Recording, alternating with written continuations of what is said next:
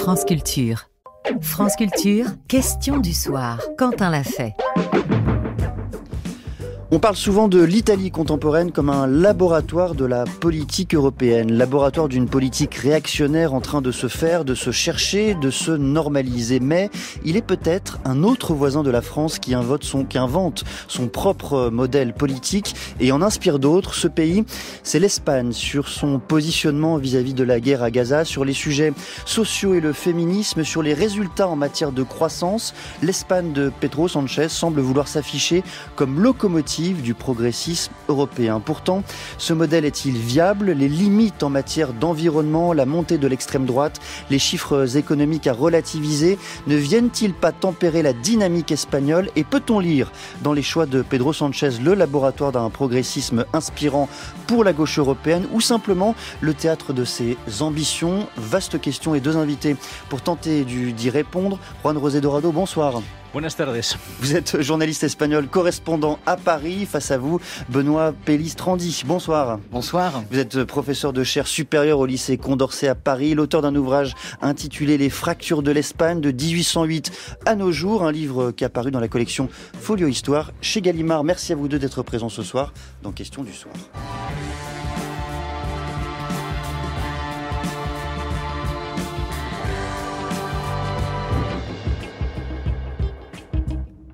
Et l'on rappelle que Pedro Sánchez, le leader du Parti social ouvrier espagnol, est arrivé au pouvoir en juin 2018 à la faveur d'une motion de censure. Comment qualifier, Juan José Dorado, sa politique publique, mais au-delà même, j'allais dire, sa philosophie, sa pensée? Alors déjà, effectivement, il est arrivé en 2018 avec la première motion de censure d'un gouvernement démocratique, puisqu'il n'y avait pas eu de motion de censure en Espagne jusqu'à ces moments-là.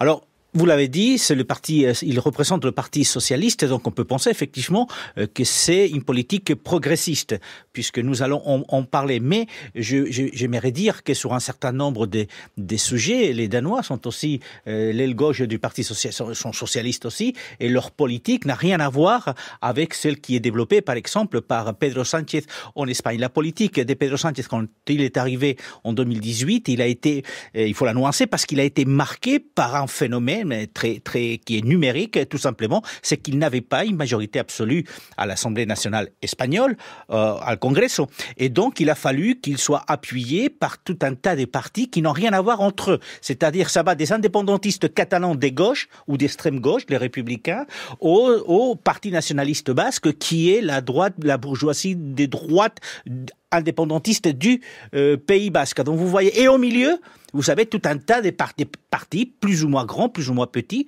qui inclut le Parti communiste à l'époque, ça s'appelait, ou Podemos, puisqu'il y avait Podemos aussi. Donc sa politique, de toute façon, a été marquée justement par ces alliances qui l'ont amené au pouvoir en Espagne, et sa politique a toujours été marquée par la suite, puisqu'il y a eu des élections législatives par la suite, aussi par le fait qu'il est en coalition, dans un gouvernement de coalition, n'ayant toujours pas une majorité absolue au Parlement espagnol depuis 2018. Alors on a bien compris, Benoît Pellistrandi, qu'au fond, Pedro Sánchez était contraint d'opérer quelques contorsions pour plaire à d'autres partis, plus à gauche, à des partis indépendantistes. Malgré tout, j'allais dire, dans ce mélange, qu'est-ce que vous discernez de saillant dans sa politique publique? Eh bien, il y a eu, il y a peu de temps, le 41e congrès du Parti socialiste ouvrier espagnol à Séville, et le slogan, c'était « España adelanta por la izquierda », ce qui veut dire « l'Espagne avance et dépasse par la gauche ». Ce qui montre l'ambition de Pedro Sánchez de représenter justement cette nouvelle social-démocratie européenne. Il assume le terme de gauche et le positionnement. Ah, complètement. Et il l'a fait très vite, parce que, comme on l'a rappelé, il arrive au pouvoir en juin 2018 à l'issue d'une motion de censure qui, rappelons-le, en Espagne, est une motion de censure constructive. C'est la raison pour laquelle c'était compliqué d'en avoir une. Il le fait avec une première session incroyable. C'est que le Parti nationaliste basque, qui venait de voter le budget du gouvernement conservateur, vote la censure, mais Pedro Sánchez assume le budget voté et présenté par le gouvernement conservateur. Donc, première difficulté. Si bien que dans ces conditions, il doit montrer qu'il est quand même de gauche. Et il va le faire par un premier geste, si on s'en souvient, c'est l'accueil d'un bateau de migrants qui est accepté à Valence alors que l'Italie le rejetait. Et en fait, toute la politique de Pedro Sánchez, souvent, ce sont des effets d'affichage pour montrer qu'il entend incarner une politique progressiste, qu'il assume complètement, mais quand on regarde dans le fond la ligne politique sur la durée, on se rend compte que c'est beaucoup plus compliqué et qu'il y a chez Pedro Sánchez deux éléments. D'un côté, la communication qui marche très bien. Et de l'autre côté, eh bien, cette tentative de conciliation d'intérêts totalement antagonistes, mais il y arrive quand même, puisqu'il est au pouvoir depuis juin 2018. Et comme il l'a dit l'autre jour au Parlement, il n'y a pas de gouvernement plus durable en Europe que le sien. Vous êtes d'accord, Juan José Dorado? Dans le fond, c'est d'abord des effets de manche, de la poudre aux yeux, de la communication. C'est pas une gauche véritable, même si elle l'affirme? Oui, parce qu'on ne peut pas dire aujourd'hui, effectivement, que le Parti socialiste et les progressistes, dans le sens où on entend cette social-démocratie qui était celle de l'Europe de façon générale et qui était incarnée, ou qui est incarnée en France par le Parti socialiste. Non, le Parti socialiste espagnol s'est radicalisé dans ses positionnements, justement parce que il doit aussi donner des gages aux différents partis du gouvernement, aux différentes fractions politiques qui l'ont soutenu, qui le soutiennent au niveau du Parlement national. Donc, mais ça n'empêche qu'il reste quand même un parti de gauche et que tout simplement, il a développé plus que les autres des sujets qui intéressent forcément l'aile gauche en Espagne, que ce soit le féminisme, que ce soit les énergies renouvelables, tout ce qui est l'écologie. Et donc, cette partie-là, qui est logique qu'elle soit développée par un gouvernement de gauche, a été développée plus qu'ailleurs parce que il y avait le poids de cette gauche radicale du Parti communiste, des Podemos, aujourd'hui des Sumar, qui, en fin de compte, tire de lui vers la gauche. On a l'impression tout de même, pardonnez-moi, que si l'on regarde les politiques publiques, ne serait-ce qu'en matière de féminisme, Benoît Pellistrandi, en 2023, instauration du congé menstruel. C'est le premier pays européen à avancer de la sorte. 2023, une loi dite trans qui facilite le changement de genre à partir de 16 ans. 2022, loi sur le consentement sexuel explicite. 2025, en Espagne, le gouvernement allonge la durée des congés maternité et paternité. On est un peu plus que dans la communication, là. Oui, là, vous avez tout à fait raison. Ce sont ces lois que vous annoncez. Et puis, n'oublions pas aussi le changement du modèle économique. Le salaire minimum a augmenté de 43% depuis 2018. 43%. 43%. On est passé d'un peu plus de 700 € à presque 1200. Et de ce côté-là, il y a eu un vrai choix qui, effectivement, est clairement à gauche.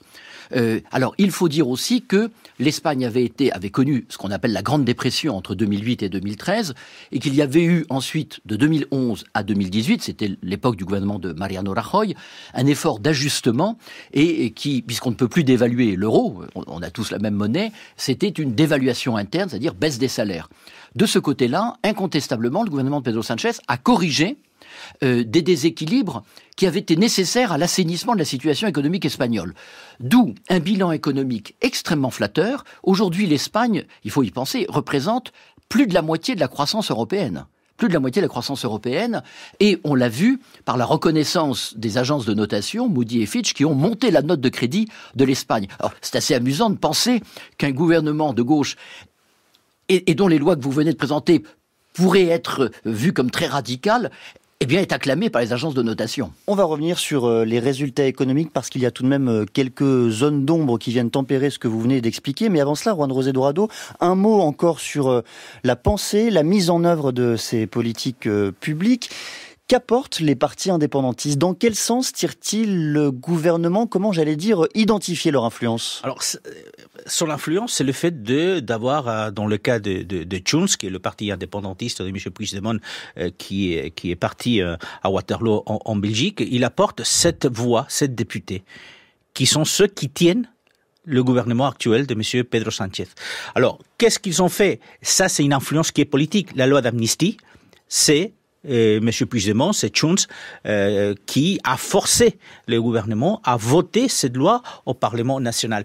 Mais les questions liées à l'économie, les questions liées aux avancées sociales, c'est plutôt la gauche des Podemos d'abord, avec Pablo Iglesias, qui était son vice-président, et puis des Sumar avec Yolanda Díaz, qui est la vice-présidente, la 3e vice-présidente du gouvernement et qui est ministre du Travail. Ce sont eux qui ont forcé Pedro Sánchez, effectivement, à développer une politique, disons, sociale. Les partis indépendantistes, c'est des questions extrêmement liées au référendum illégal de 2017, dont la loi d'amnistie, et un certain nombre de lois qui d'ailleurs dernièrement ont été perdu par le gouvernement, comme la répartition une loi sur le transfert des politiques d'immigration au gouvernement de Catalogne, qui a été refusée par le Parlement. Benoît Bellistrandi, est-ce que vous voyez, vous, une influence plus large de ces partis indépendantistes en Espagne? Vous disiez dans quel sens ça tire le gouvernement. Je vais vous dire, ça l'écartèle.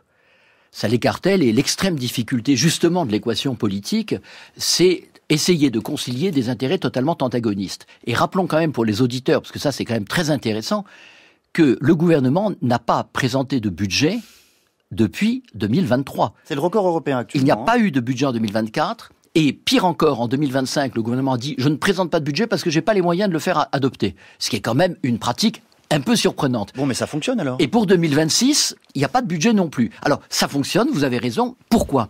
Parce que la structure de la dépense publique en Espagne n'est pas du tout aussi centralisée. Et les 2/3 de la dépense publique espagnole, ce sont les communautés autonomes et la sécurité sociale. Donc, d'une certaine façon, le moteur État, qui fonctionne, parce qu'il y a des crédits qui sont renouvelés, et ça donne un pouvoir à l'exécutif absolument considérable, parce que malgré tout, il n'y a pas de budget, mais le pouvoir exécutif a quand même la possibilité de débloquer des crédits et de modifier un peu la tendance. Donc, ce moteur, il n'est pas au maximum de sa force. Et puis les deux autres moteurs, eux, fonctionnent très bien. Et ce que disait effectivement Juan José Dorado, c'est que vous avez dans cette... J'ai l'habitude de dire à ceux à qui j'essaye d'expliquer la situation, c'est que vous avez à l'intérieur de la coalition qui soutient le gouvernement, ça irait en France de Philippe Poutou à Gérard Larcher. Alors imaginez, effectivement, c'est un peu compliqué. Large. Voilà. Je voudrais qu'on s'arrête sur un marqueur important également pour la politique de Pedro Sánchez, son positionnement vis-à-vis de la guerre à Gaza. On l'entend lors d'une allocution donnée aux Nations Unies. C'était le 23 septembre dernier. Je souhaite faire 2 propositions. La première est que l'État palestinien doit devenir membre à part entière des Nations Unies. La procédure d'adhésion de l'État palestinien à cette organisation, sur un pied d'égalité avec les autres États, doit être menée à bien dans les plus brefs délais. Deuxièmement, nous devons adopter immédiatement des mesures pour mettre fin à la barbarie et rendre la paix possible.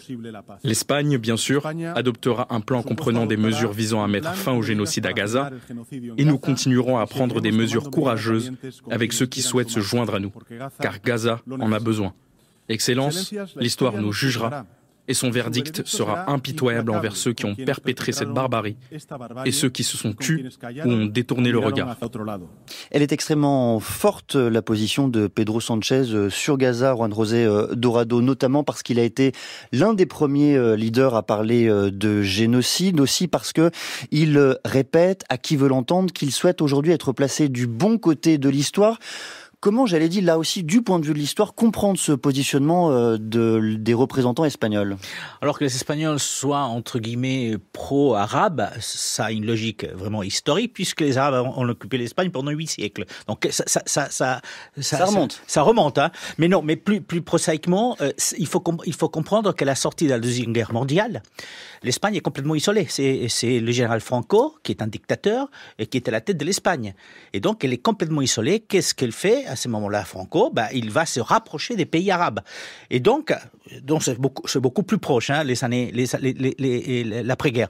Et donc, à partir de là, il va il va bénéficier, Franco, à ce moment-là aussi, en 1955, du feu vert des États-Unis et du Vatican, qui vont permettre l'entrée à l'ONU de l'Espagne, qui n'était pas l'ONU à l'époque encore. Et donc, à partir de là, l'Espagne ne se rapproche pas d'Israël, ni de la question israélienne, d'autant plus qu'Espagne ne reconnaîtra Israël qu'en 1986. Et c'est une date importante, 86, parce que c'est la date à laquelle l'Espagne va venir intégrer l'Union européenne. Donc c'est pas anodin qu'effectivement l'Espagne ait tardé autant, mais surtout parce que l'isolement de Franco a fait que l'Espagne s'est rapprochée politiquement de tous les pays arabes. Je termine. Yasser Arafat a été reçu à Madrid avec le premier président démocratique espagnol, c'était Adolfo Suárez. Il a reçu Yasser Arafat à Madrid, et par la suite, tous les leaders palestiniens sont passés par Madrid. C'est-à-dire, c'est les années 78-81, à l'époque où l'OLP est encore considérée comme une organisation terroriste. On est Organisation de libération de la Palestine. Voilà, on est 10 ans encore avant la grande conférence de Madrid consécutive à la guerre en Irak, et qui voit se tenir à Madrid une conférence de la paix sur le Proche-Orient, où vous avez pour la première fois le Premier ministre israélien, qui à l'époque est Yitzhak Shamir, et Yasser Arafat. Et cette conférence est le prélude aux accords d'Oslo qui auront lieu en 1993. Mais là, vous parlez peut-être ici, j'allais dire, des représentants de l'État espagnol à travers l'histoire des diplomates. Mais quand je regarde les chiffres aujourd'hui de l'opinion publique, ils sont hallucinants à examiner pour des Français. Selon le baromètre annuel de l'Institut Royal Elcano publié en juillet 2025, l'immense majorité de la population, 82% des personnes interrogées, qualifient de génocide ce qui se passe à Gaza. Là aussi, Juan José Dorado, comment est-ce que vous expliquez cette adhésion apparente du peuple espagnol? Déjà parce que les images qui sont arrivées à Espagne après le 8 octobre, le 7 octobre, et surtout dès que Sall est entré en Gaza, les images des bombardements, les images des milliers de civils tués, et ça a fait vraiment mouche, si vous permettez. C'est les mêmes images, pardonnez-moi, que l'on observe quotidiennement en France. Alors, depuis première chose, c'est vrai que la communauté juive en Espagne, elle est beaucoup moins importante par rapport à la France et par rapport à d'autres pays. En Espagne, on était à même pas 100 000 juifs aujourd'hui en Espagne. Mais les divisions françaises vont bien au-delà. Oui, non, mais je suis tout à fait d'accord. Mais ce qui est vrai, c'est que les Espagnols ne supportent plus les images qui arrivent de Gaza. Alors, voir des milliers de civils assassinés... Pardonnez-moi, mais j'ai du mal avec cet argument. Pour comprendre ce qui se passe véritablement, les Espagnols, à moins que vous me disiez l'inverse, ne sont pas, entre guillemets, plus humains que que des Français ou que leurs voisins. On a un phénomène qui est très clair, et vous le savez sans doute comme journaliste, c'est que quand les chaînes d'information télévisées en continu font un sujet sur Gaza, l'audience chute. En France, ça ne prend pas. Alors qu'en Espagne, c'est un sujet qui prend. Et effectivement, je confirme exactement ce que dit Juan José Dorado. Je regarde le journal télévisé espagnol et en général, ça ouvre sur la question proche-orientale et la guerre à Gaza. Et il y a une exposition aux images très supérieure à celle que l'on a en France. Alors ça ne veut pas dire qu'on n'est pas en France sensible au drame qui s'y passe, mais je crois qu'il y a une exposition qui est plus forte. Et puis sans doute aussi le fait que, comme l'a rappelé Juan José, il y a une longue histoire de la diplomatie espagnole par rapport à la cause palestinienne, si bien qu'il y a aussi, je crois, une certaine, périphérie de l'Espagne par rapport à la question de l'État d'Israël et à la question juive. Et j'ai des amis espagnols qui m'ont dit la grande erreur, c'est la création de l'État d'Israël. Je pense que c'est quelque chose qu'on n'entendra pas en France. Parce que on y est plus sensible, et on est sensible aussi à la part européenne que représente l'histoire d'Israël. Donc je pense que, alors ça ne veut pas dire, attention, que les Espagnols ont une mauvaise compréhension de la situation, mais je pense qu'ils ont plus historiquement, et non pas naturellement, mais plus historiquement, une sympathie à l'égard d'un peuple palestinien dont ils ont le sentiment qu'on leur a volé leurs terres, et que la politique extrémiste quand même de Benjamin Netanyahou depuis un certain nombre d'années ne fait que confirmer, et si bien que vous avez aussi, en plus, et ça rencontre, un sentiment très fort en Espagne, qui est un sentiment pacifiste. N'oublions pas qu'en 2003, les Espagnols ont manifesté massivement contre la guerre en Irak, et ça fait partie de cette culture politique espagnole de refuser le conflit, de refuser la guerre. Alors, est-ce que c'est le souvenir des souffrances des populations civiles espagnoles qui ont été parmi les premières à être bombardées pendant la guerre civile? Sans doute, peut-être, mais pas que. Juan José Dorado, est-ce que par conséquent Pedro Sánchez est sur ce sujet précis de Gaza contraint de composer au sein de sa coalition pour avancer ses pions, ou bien dans le fond, même entre les indépendantistes et la gauche de la gauche, il y a une forme de consensus sur ce sujet? Alors, à l'intérieur du gouvernement, il y a quand même un certain consensus. N'oublions pas que le lendemain du 7 octobre, la gauche radicale, à l'époque Podemos et puis Sumar, ont toujours été pro-palestiniens, et depuis le début ont demandé en Espagne, des ministres de Pedro Sánchez avaient demandé que Netanyahou soit amené devant le tribunal pénal international, que l'Espagne doit rompre toute relation diplomatique avec Israël, et ça c'est arrivé dès l'entrée des Halles à Gaza. Ça c'est une réalité. Donc il n'a pas composé avec la gauche de son parti, parce que ce soit socialiste, que ce soit communiste ou plus radical, ils étaient tous d'accord sur le fait que la politique menée par le gouvernement de Netanyahou n'était pas la bonne politique. Par contre, effectivement, il a dû composer, entre guillemets, avec un certain nombre d'autres partis. C'est vrai que ce n'est pas le même positionnement du côté du parti nationaliste basque, qui est plutôt la droite basque traditionnelle. Mais là, il n'a pas eu du mal, effectivement, à appliquer cette politique, déjà parce qu'il croit à cette politique, parce que ses partenaires des gouvernements croient à cette politique, et parce que, vous l'avez dit, 82% des Espagnols croient à cette politique. Un dernier mot sur Gaza, parce qu'il me semble aussi que c'est important. On rappelle qu'en mai 2024, l'Espagne a été, avec l'Irlande, la Norvège, l'un des 3 pays européens à reconnaître officiellement l'État de Palestine, premier pays d'Europe de l'Ouest par ailleurs à le faire. Il faut nous expliquer, Benoît Pellistrandi, dans le fond, que peut la diplomatie espagnole? Est-ce que c'est de l'ordre du symbole, cette reconnaissance, ou bien la diplomatie espagnole a un poids véritable pour tenter d'entraîner derrière elle d'autres États et d'autres organisations? Alors, tout récemment, Pedro Sanchez a rappelé que Dominique de Villepin avait dit sur France Inter que l'Espagne sauvait en ce moment l'honneur de l'Europe. Et il a vu dans cet hommage de Dominique de Villepin à sa politique la confirmation qu'il était dans le bon sens et qu'il avait entraîné l'Europe. Soyons clairs, les positions sont plutôt symboliques. L'Espagne pèse peu. Elle a peu de présence dans la région, beaucoup plus du côté du monde arabe. Et souvenez-vous où est en exil le roi Juan Carlos. Il est à Abu Dhabi, donc les liens avec les puissances arabes sont quand même très anciens.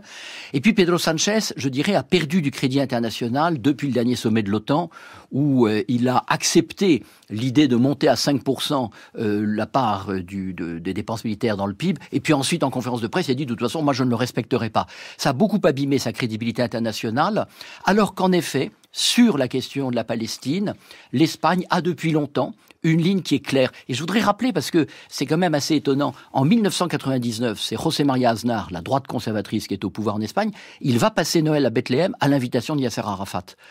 Donc ces questions étaient relativement transpartisanes, elles sont en train de se crisper, puisqu'on le sait, la défense d'Israël permet à une certaine droite d'avoir un thème international. La défense de la Palestine permet de rassembler la gauche et on voit une montée du Parti socialiste dans les sondages. Donc il y a aussi des arrière-pensées politiciennes derrière ce dossier. Retour sur les sujets économiques et sociaux. Vous nous avez vanté, Benoît Pellistrandi, les résultats du gouvernement en la matière il y a quelques minutes. On va donner la parole à quelques Espagnols qui vont donner aussi leur point de vue sur le sujet. De nouveau, cette année, l'Espagne sera l'économie avancée qui connaîtra la plus forte croissance. Nous avons également des perspectives positives jusqu'en 2028 avec une croissance robuste, équilibrée. En Espagne, ça fait 3-4 ans que ça va bien, depuis la fin du Covid. Et on le ressent sur le marché, il y a plus de ventes, les gens ont confiance, ils investissent. L'Espagne va bien en ce moment. On nous a bien augmenté. On travaille beaucoup, on exporte partout dans le monde. Avec la confiance dans l'économie, le client local a un peu plus envie de sortir, de dépenser et de vivre des expériences.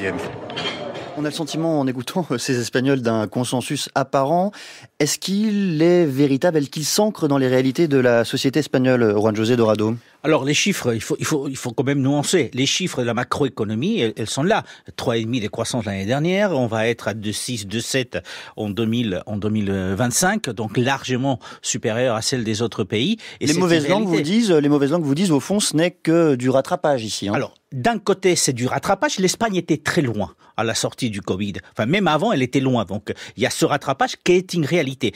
Et d'ailleurs, je dis toujours, regardez à notre chiffre, en fait, regardez tout simplement le pourcentage des chômages en Espagne. L'Espagne est le pays de l'Union européenne qui a le plus fort pourcentage des chômages aujourd'hui. C'est-à-dire, nous, on a plus de chômage que la Grèce. Imaginez. Que la Grèce. Et on est encore loin de l'Italie ou voire de la France parce qu'on est un peu plus de 10% de chômage. Donc, vous voyez ces chiffres-là. Si vous rajoutez à tout ça qu'aujourd'hui, les jeunes Espagnols n'ont ne peuvent pas partir chez ses parents jusqu'à vraiment très tard, parfois 30, 32, 33 ans, parce qu'ils n'ont pas où habiter, parce qu'il n'y a pas de logement, parce qu'ils sont trop chers. Ça vous montre à quel point, effectivement, l'économie réelle, celle de la rue, est beaucoup plus compliquée que celle de la macroéconomie. J'ai écouté un sondage qui est apparu cette semaine du côté de l'Espagne, qui disait que plus d'un tiers des Espagnols ne partent pas en vacances. Plus d'un tiers des Espagnols ne partent pas en vacances, restent chez soi pendant les mois d'été. Ou encore que 45% des jeunes, et ça m'a marqué, n'ont pas les pouvoirs d'achat pour acheter des vêtements des marques, et ils préfèrent acheter des contrefaçons. 45% des jeunes espagnols. Si vous rajoutez à ça que les moins des 25 ans sont aussi en nombre important au chômage, vous voyez effectivement que l'économie de la rue est plus compliquée que les chiffres de la macroéconomie qui sont donnés, mais qui existent, c'est vrai. Un chiffre de macroéconomie quand même, hein, Benoît Pellistrandi, vous évoquiez tout à l'heure la hausse du salaire, du salaire minimum, elle est réelle. Hein. Ce salaire a augmenté de plus 60% au cours des 5 dernières années. Il est passé de 736 € mensuels en 2019. C'est dire par ailleurs à quel point il était bas, à près de 1200 aujourd'hui. Au fond, est-ce que là, cela signifie aussi qu'on est dans l'ordre du rattrapage une nouvelle fois ? Sans aucun doute, rattrapage, c'est vraiment la bonne formule. Il faut imaginer que l'Espagne n'a retrouvé son niveau de richesse de 2008 qu'en 2023. Il y a presque 15 ans de perdu, vous avez la Grande Dépression, puis ensuite, effectivement, une récupération, le Covid, moins 11%. Donc, rendez-vous 15 ans pour rattraper les effets de la crise. 15 ans pour rattraper les effets de la double crise, Grande Dépression et Covid. Donc oui, il y a eu un rattrapage sur la question des salaires, c'est tout à fait vrai, mais la structure du marché du travail espagnol est fragilisée parce que d'abord vous avez un problème démographique, il n'y a pas suffisamment de jeunes, donc il y a aussi un problème de retraite, alors qui était, cela dit, assez bien traité parce qu'il y a un consensus depuis 1995 et depuis les fameux pactes de Tolède. Il faut imaginer, partenaires sociaux et partis politiques ont mis en place un mécanisme qui fait que les réformes de retraite ont lieu sans traumatisme et que vous avez il faut 38 ans de cotisation en Espagne et l'âge légal c'est 67 ans. Beaucoup de recours à l'immigration et une immigration qui occupe des emplois peu qualifiés, peu payés. Beaucoup de travail au noir, on est quand même encore sur sans doute une économie souterraine qui représente de l'ordre de 20% du PIB. Donc structurellement, il demeure des défauts anciens de cette économie espagnole.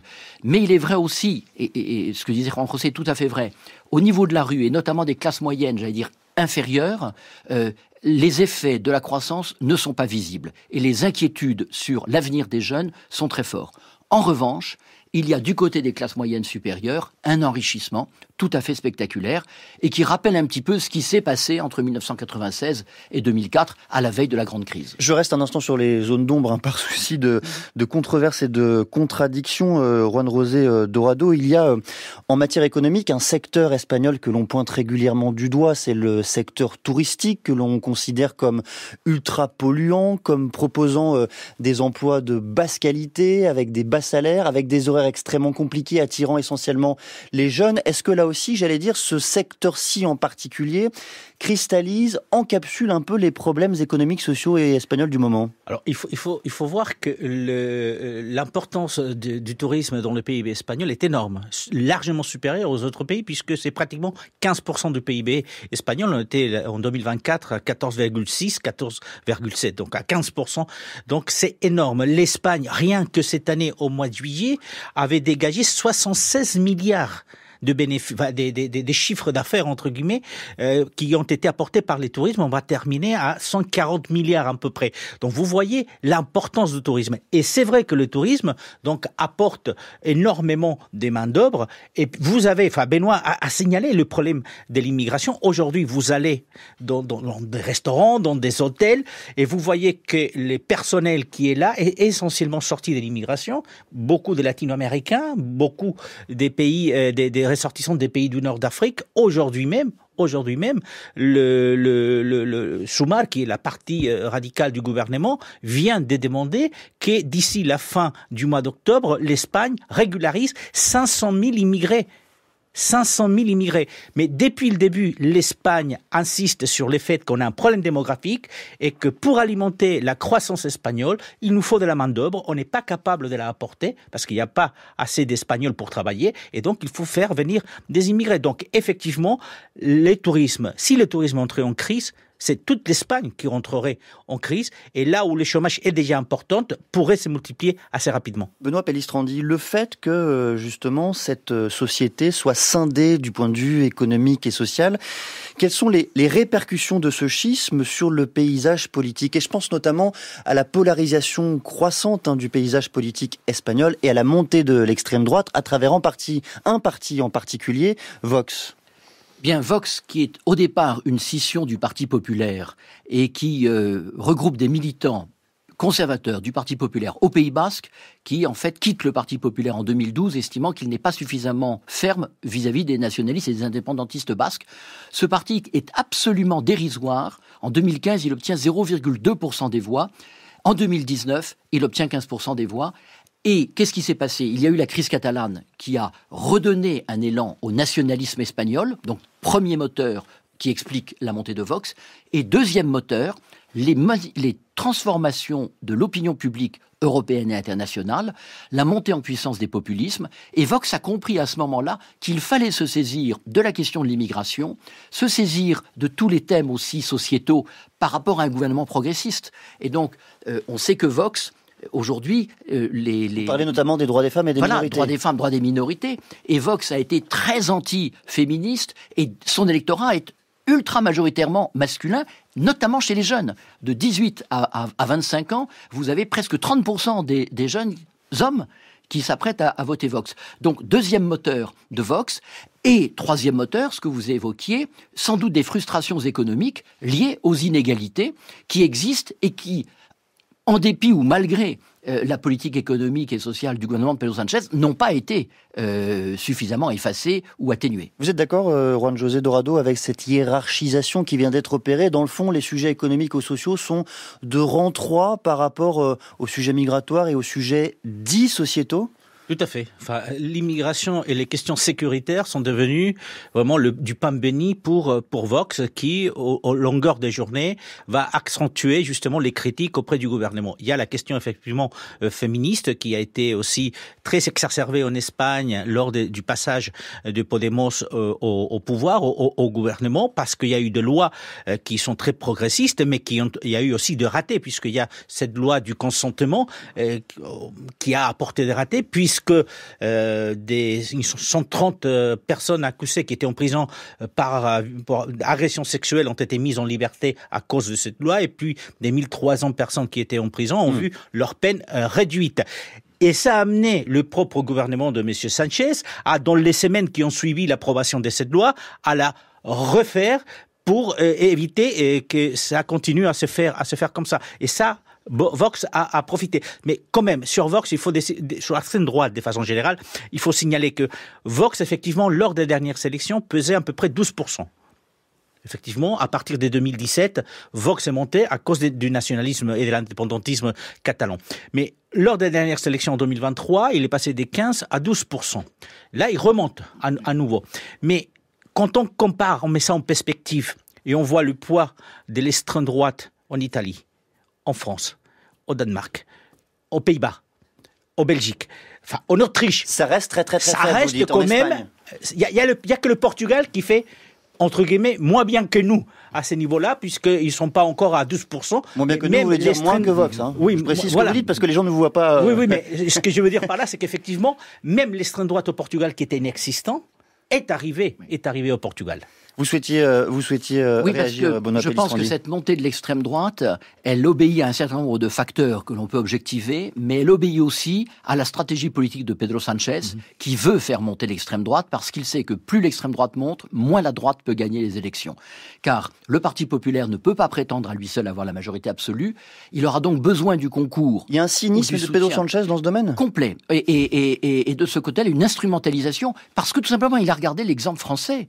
il a regardé ce que François Mitterrand a fait. François Mitterrand est quand même absolument génial. L'exemple en la matière, oui. Vous avez un Front National qui n'existait pas, qui monte à 15%, une droite classique qui était à 40%. Aujourd'hui, vous avez une droite classique qui est à moins de 10% et un Front National qui est, un Rassemblement National qui est entre 30 et 35%. Et la droite, elle est totalement coincée. Et donc, Pedro Sánchez, il le fait parce que les Espagnols ne sont pas majoritairement d'extrême droite. Et la possibilité qu'il y ait des ministres de Vox au gouvernement freinera des électeurs du centre et des électeurs sociodémocrates déçus par le Parti socialiste qui ne voteront pas pour le Parti populaire.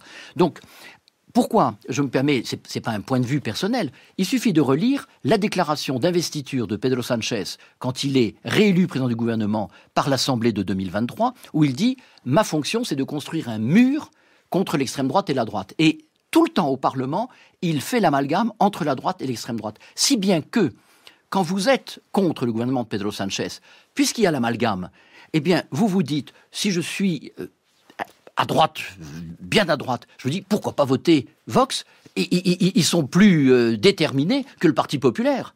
Et donc, vous avez un glissement de l'électorat du Parti populaire vers Vox, c'est ce qu'on est en train d'observer. Vox est aujourd'hui à 17% d'intention de vote et le Parti populaire est à 33%, alors qu'il était monté à 36%. Bon, donc il a perdu, ces 3 points sont ceux qu'a gagné Vox. Et plus le mouvement se fera, moins le Parti populaire a de chances de gagner les élections et plus Pedro Sánchez a des chances de se maintenir au pouvoir. On entend souvent par touche, Juan José Dorado, depuis plusieurs années, que l'Espagne est peut-être un modèle européen en matière de féminisme. On l'a dit à plusieurs reprises dans cette émission. Et dans le même temps, vous venez relativiser la chose quand vous expliquez les motifs du succès de l'extrême droite et de Vox en particulier. Et c'est-à-dire que les Espagnols ne sont pas si féministes que cela, et qu'il faudrait largement relativiser cet élan progressiste des Espagnols, ou bien non, c'est justifié? Non, l'Espagne a toujours été un pays assez machiste, entre guillemets, parce qu'il est très catholique, mais dès l'arrivée de la démocratie à partir de 78, effectivement, la société espagnole a énormément changé. On ne peut pas penser à cette société dès la fin de la guerre civile espagnole, n'a rien à voir avec celle d'aujourd'hui. Jusqu'à la transition démocratique. Effectivement. Donc aujourd'hui, les Espagnols sont très féministes, et d'ailleurs, vous n'avez qu'à regarder la composition des manifestations du 8 mars en Espagne, qui sont multitudinaires. Il y a des dizaines et des dizaines de milliers de personnes qui défilent dans les villes espagnoles, et vous verrez des jeunes, énormément de jeunes, et des femmes, bien entendu. Alors, le problème est que depuis 2018 et l'arrivée des Podemos au pouvoir, la politique féministe s'est exacerbée, parce que Podemos était très intransigeant sur un certain nombre des dossiers, parce qu'il y a eu cette loi du consentement qui a été vraiment un raté total jusqu'au moment où on l'a modifié.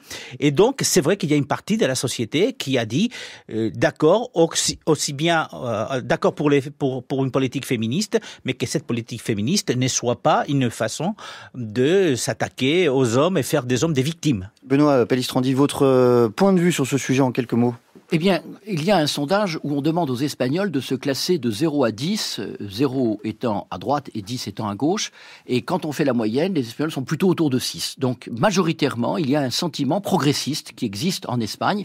Et oui, je crois que les femmes ont été un élément très fort de modernisation de la société espagnole, un peu avant le franquisme. Enfin, pendant le franquisme, je veux dire, mais pendant la transition démocratique, et que les politiques féministes qui ont été mises en œuvre, elles ont fait l'objet d'un consensus. Aujourd'hui, elles font un peu l'objet d'un dissensus, mais elles sont un marqueur de cette transformation profonde de l'Espagne. Et je pense qu'il faut sortir des clichés d'une Espagne qui serait encore à la fois inquisitoriale, catholique et conservatrice. Merci beaucoup à tous les deux de nous avoir emmenés dans la société espagnole contemporaine. Juan José Dorado, vous êtes journaliste espagnol, correspondant à Paris. Benoît Pellistrandi, professeur de chaire supérieure au lycée Condorcet à Paris et l'auteur de l'ouvrage intitulé « Les fractures de l'Espagne 1808 à nos jours », un ouvrage qui a paru chez Gallimard. Et merci à celles et ceux qui ont fait cette émission. Diane de Vancey, Stéphanie Villeneuve, Mathias Mégy, Antoine Héral. À suivre après le journal Théorie féministe au pluriel avec la philosophe Camille Froidevaux-Métry.